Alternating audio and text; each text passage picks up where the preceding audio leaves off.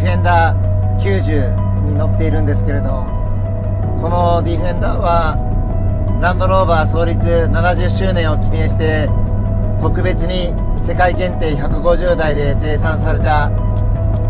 ディフェンダーワークス V8 というモデルです。フロントに搭載されたパワーユニットは V 型8気筒のナチュラルアスピレーションエンジンで 4999cc の排気量から最高出力400小馬力、そして最大トルクは515ニュートンを発生しています。そしてこのパワーユニットに組み合わされるトランスミッションは ZF 製の8速セミオートマチックギアボックスで、そして4輪をフルタイムで駆動します。いやでもね、このクラシックディフェンダーかっこいいですよね。新しいね G クラスも大人気ですけど、かなりね虚空の存在というか、デザインとしてはもう70年も前に相当完成されたスタイリングを持っていたと思います。それをね、この V8 ワークスなんですけど、まずね足回りを非常にセッティングを変更されていて、専用のダンパーとスプリング、そしてスタビライザーが装着されてしっかりとねセットアップがされています。ですからかなりねこの身長の高いボディなんですけど、それなりのねコーナーリング速度でコーナーを旋回できる、そういったね特性を持っているんですね。そこがねなんかこの見た目のルックスとねアンバランスでとっても楽しい車に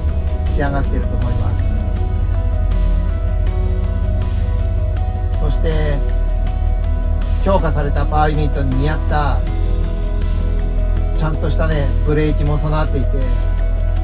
このフロントリアも4ピストンなんですけれど、かなりね車重が重いですから、それなりに車速を殺すのは苦労するんですけど、それでもねしっかりとした動力は必要なんですけれど、でもきちっと車速を殺してくれるブレーキが装着されています。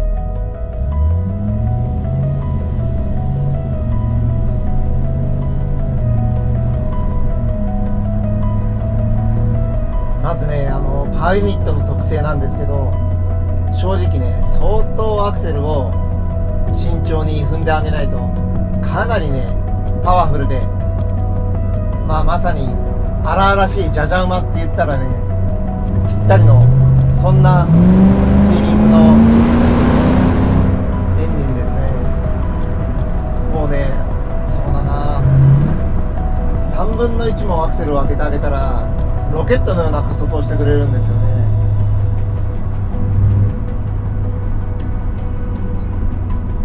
かなりね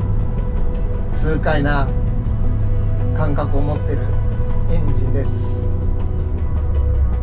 ちょっと加速してみましょうか。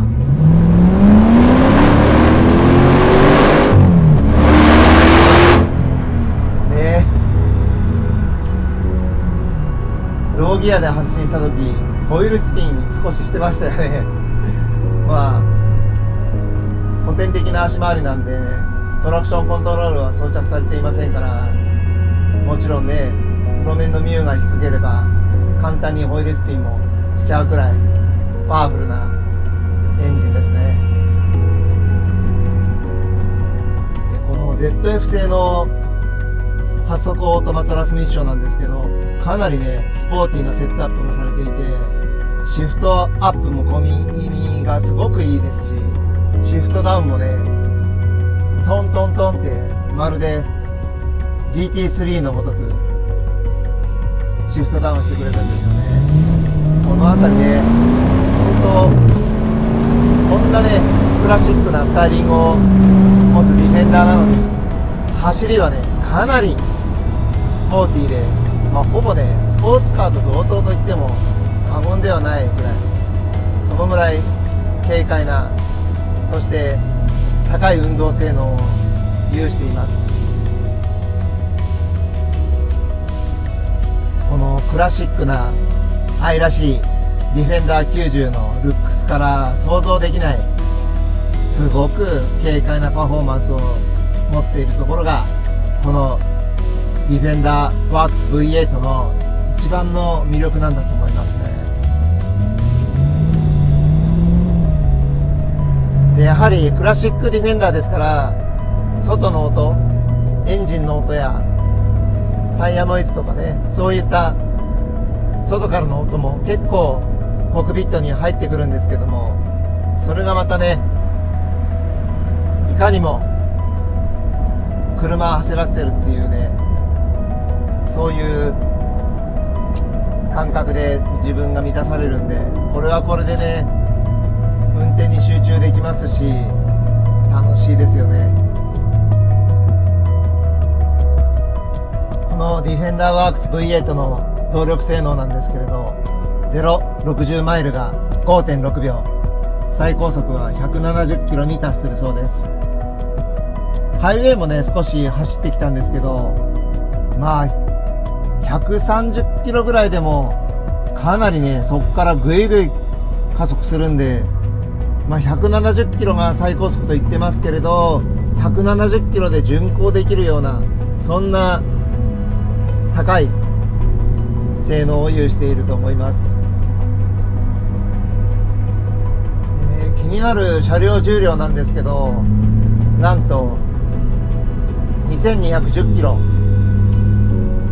決してね軽くはないんですけど、でも重すぎない、このクラスのね本格的な 4WD の車であればですね、まあ、かなりまだまだライトウェイトと言えるんではないかなと思います。今日乗ってるねディフェンダーは90なんで、かなり短いホイールベースで軽快に小気味よく走ってくれますね。でね、インテリアのデザインなんですけれど、昔ながらのまま変わっていませんけど、このちょうどいいね手を下ろした位置にトリガースタイルのオートマティックギアボックスのノブがあって、これがねこうドライバー側に倒すとマニュアルモードも選択できるんですよね。これがね手前に引くとシフトアップで、前に押すとシフトダウンっていうね、まあ、レーシングカーのシーケンシャルギアボックスと同じ、そんなトリガーのこの操作ハンドルがついていて、これはこれでねなんか遊び心を乱してくれますよね。まあ、通常ねオートマモードで走っていればもうかなり十分な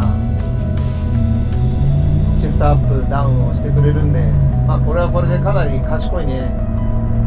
トランスミッションだなって、そんな感じになる。ちょっと加速してみましょうか。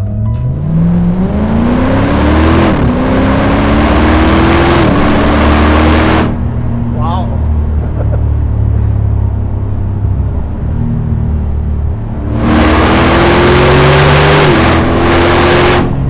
加速感やばいっすね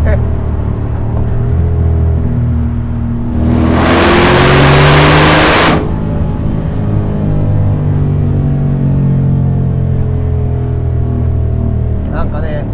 やはり着座位置が高いんで、スピード感はすごく迫力ありますよね。このディフェンダーワークス V8 には専用デザインの18インチアルミホイールに26565というオールテレインタイヤが装着されていて、このタイヤもねやはり完璧なストリート用ラジアルではないので、少しね乗り心地はゴツゴツした感覚はあるんですけれど、それでもサスペンションをねかなりソフトに振ってるなっていう、そんな印象ですね。ですからロール量もねそれなりに大きいですし、ただねフロントのこの回答性の良さはとても大柄なね本格的な 4WD のそれではないですね。かなりねスポーティーなそんなセットアップに振ってありますね。本来はね悪路を走るそういったことが専用に設計された車だと思いますけれど、こうやってねアスファルトの都会を走っていてもとても快適な、そして街のねデザインにもなんか溶け込んでいてクラシックなんですけど、本当にねいいものっていうのはどんなに時間が経っても変わらない評価を受けていますよね。ですから最近70周年っていうよく言葉聞きますけど、ポルシェにしろフェラーリにしろそういったスポーツメーカーがねもうみんな70周年を迎えていて、そしてこのランドローバーも70周年を迎えた記念モデルとしてこのディフェンダーを作ってきたっていうところになんかね、みんな実は本当はどんな車が一番いいって分かってるんじゃないかなって、メーカーのね人たちも。ただ安全基準やたくさんね売らなきゃいけないし、快適装備もたくさんつけなきゃいけないしっていうことで、仕方がないかもしれないですけど、でもこのねクラシックディフェンダーのこのスタイリングのまま継続して販売してくれたら、もっとね世界中のファンは喜んだんじゃないかななんてちょっと思いますけど、それはポルシェにもね言えることで、クラシックの911をねずっとね販売してくれたらってやっぱりファンの夢ですよね。ですからそういったファンの夢を叶えるようなことをね、こうやってメーカーがしっかりとクラシック部署を設けてまたね再生産してくれてるっていうところがなんか素敵だなと思います。高級車をたくさんリリースしてきているランドローバーだけあって、このクラシックディフェンダーの内装なんですけど、ルーフからねドアパネル、そしてダッシュボード全てフルレザー張りなんですよね。なんかとってもねクラシックなデザインに高級なレザーが似合っていて、ちょっとねなんか本当に独特のテイストな車になっていますね。でシートもねレカロのスポーツバケットシートを採用していて、これもフルレザー張りなんですね。今日はね気温3度とちょっと寒い感じなんですけど、シートヒーターも装着されていて室内はねとても快適です。このルックスとそれから痛快な走りを楽しめるナチュラルアスピレーションの V8 エンジンと ZF 製の8速オートマチックギアボックス、この組み合わせ、こんなことをねやっちゃおうって考えるランドローバーかなりイケてますね。今回はねちょっとブレーキの性能を考慮してワインディングには持ち込んでいないんですけど、おそらくワインディングでもねかなり高いパフォーマンスを発揮するっていうことは今日の東京ストリートの市場でも垣間見えましたね。いや一回ちょっとワインディング持ってってみたいですね。